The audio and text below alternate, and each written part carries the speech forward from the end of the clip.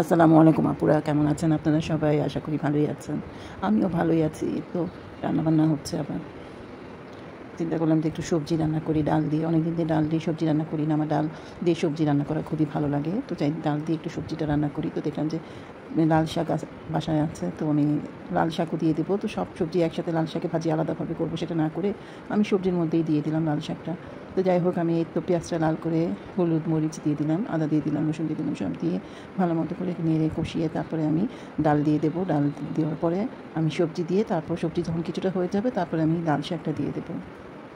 আমি লাল শাকটা আলাদা ভাজি করবো সেটা না করে আমি দিয়ে দিলাম একেবারেই সবজির সাথেই যেন হয়ে যাক। তো কালকে তো পয়লা বৈশাখ গিয়েছে, একটু বাইরে গিয়েছিলাম, আমরা একটা রেস্টুরেন্টে গিয়েছিলাম যে খাবো পান্তা ভাত। সবাই মিলে গেলাম, আমার দুই মেয়ে, আমার বোনরা, আমরা সবাই মিলে আর কি, ফ্যামিলি সবাই মিলে গেলাম। তো আমাদের কপাল এতই খারাপ যে আমরা সেই গেলাম, গিয়ে রেস্টুরেন্টে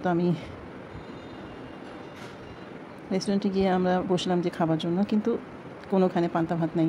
কী মুশকিলের ব্যাপার, কী ব্যাপার, কী করবো? যাই হোক, যা ছিল সেটাই আমরা অর্ডার করলাম, সেই মানে চাইনিজ টাইপের। যখনই আমরা অর্ডার দেওয়া শেষ হয়ে গেল, প্রায় অর্ডার দেওয়ার 10-15 মিনিট পরে দেখলাম যে আমাদের সামনে স্টলেই পান্তা ভাত বিক্রি করছে, পান্তা ভাত আর ভর্তা এগুলা। তো আমাদের কপাল খারাপ, খুবই আফসোস করতে লাগলাম, হায় হায়, একটু দেখলাম, যদি দেখতাম। অন্য পাশে সবখানে দেখলাম, কিন্তু সামনেই রয়েছে সেটা দেখতে পাইনি। মাঝে মাঝে এমন হয়, যেটা সামনে আছে সেটা আমরা দেখতে পারি না, যেটা আমাদের চোখের সামনেই রয়েছে সেটা আমাদের চোখের মধ্যে পড়ে না। তো এই কালকে আমাদের এর সাথে এরকমই হয়েছে, পান্তা ভাত আমাদের চোখের সামনে ছিল কিন্তু আমরা দেখতে পাইনি। যাই হোক, আমরা সবাই মিলে মজা করে খেয়ে তারপরে সারা বিকেল ঘুরলাম। সেই আস্তে আস্তে আমাদের রাত হয়ে গেছে। এই যে আমি দেখেন সব মশলা দিয়ে, সব সবজি দিয়ে, ডাল দিয়ে এটা এখন রান্না করবো। অর্ধেক রান্না হয়ে যাওয়ার পর তারপর শাকটা দিয়ে দেবো। ভালোই হবে মনে হয় খেতে। আমি খাইনি কখনো এইভাবে রান্না করে, তাও তো দেখি, কারণ আমার খুবই টায়ার্ড লাগতেছিল। আলাদা ভাজি, আলাদা সবজি, আলাদা মাংস রান্না এগুলো করতে মোটেই ইচ্ছা করছিল না, তাই সবজির মধ্যেই আমি দিয়ে দিলাম। তো সবজির মধ্যে দিয়ে দিলে ভালোই লাগে, খারাপ লাগে না খেতে। তো এই যে আমি লাল শাকটা দিয়ে দিচ্ছি। লাল শাকটা দিয়ে আমি ঢাকনা ঢেকে দেবো। যা বলছিলাম যে আমাদের আস্তে আস্তে সেই রাত হয়ে গেছে, অনেক রাত হয়ে গিয়েছিল আমাদের আস্তে আস্তে। তারপরে তো কালকে রাতে আবার একটা ঝামেলা হয়েছে। রাত প্রায় 1টার সময় আমাদের এখানে কারেন্ট চলে গেছে। কারেন্ট আর আসে না। ফোন দেওয়া হয়েছে ডেস্কোতে, তারপরে গিয়েও কারেন্ট আসে না। সেই সকাল 4টার সময় কারেন্ট এসেছে। নিশ্চয়ই কোনো সমস্যা হয়েছিল, তাই হঠাৎ করে কারেন্টটা চলে গিয়েছে।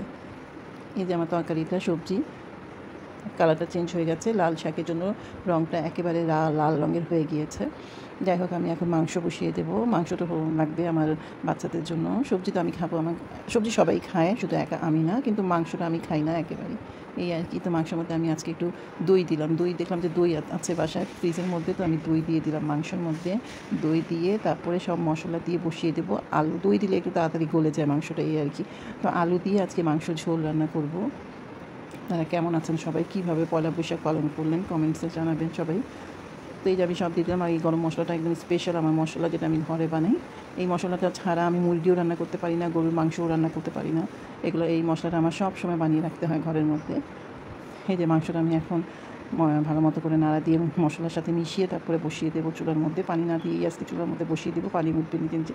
অনেক সময় দেখা যায় যে ভালো লাগে না রান্না করতে, শরীর ভালো লাগে না, তো তখন পানি দিয়ে বসিয়ে দিই, একবারে গলে যাক।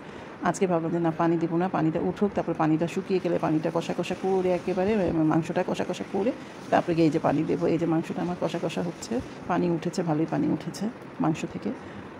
একটু আমাদের কালকের এই সবাই মিলে আমরা ঘুরে ঘুরে আসলাম। আমার খালাতো ভাই, আমার মামাতো বোন, তারপর আমার বোন, আমরা সবাই, আমার ভাবি, সবাই মিলে গিয়েছিলাম, গিয়ে ঘুরে আসলাম আর কি।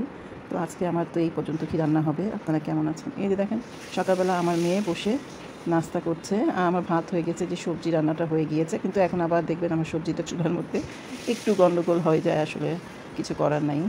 যাই হোক, এটাই তো আজকে মানুষ মাত্রই ভুল এসে বলার, আগেরটা পরে, পরেরটা আগে, এরকমই হয়ে যায় আর কি ভিডিওটা।